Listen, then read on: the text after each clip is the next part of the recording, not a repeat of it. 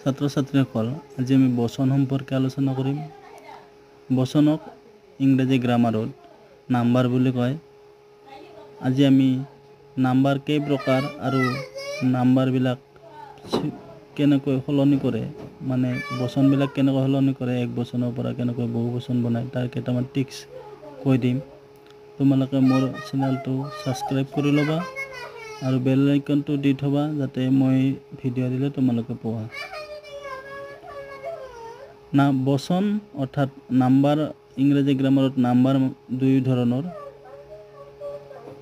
এক বচন আৰু বহু বচন। এক বচনক ছিংগুলাৰ নাম্বাৰ বুলি কয়, বহু বচনক প্লুৰেল নাম্বাৰ বুলি কয়।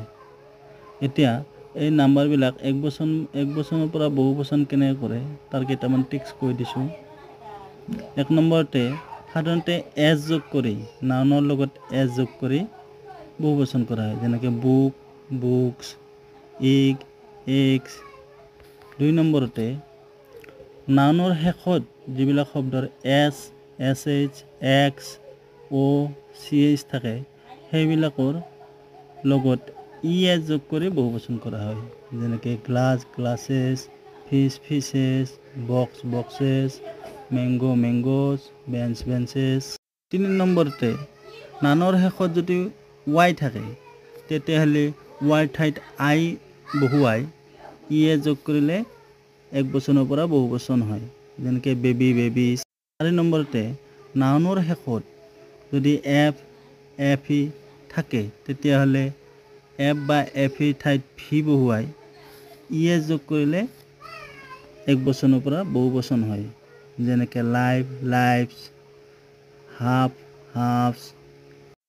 পাঁচ নম্বৰতে নাউনৰ মাজত যদি ভাৱেল থাকে ভাৱেলবিলাকো চেঞ্জ কৰি আমি বহু বচন কৰিব পাৰোঁ, যেনেকৈ মেন, এম এ এন যেনেকৈ আছে তাত এম ই এন, মেন কৰিলে বহু বচন হয়, টুথ, টিথ। ছয় নম্বৰতে কিছুমান নাউনৰ শেষত E N, R E N যোগ কৰিও বহু বচন কৰা হয়, যেনেকৈ ox, oxen, fox, foxen, child, children.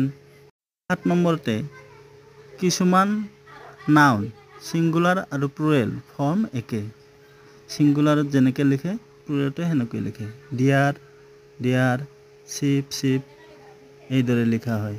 বচন সম্পৰ্কে কিবা প্ৰশ্ন থাকিলে তোমালোকে মোক সুধিবা বুলি আশা থাকিল।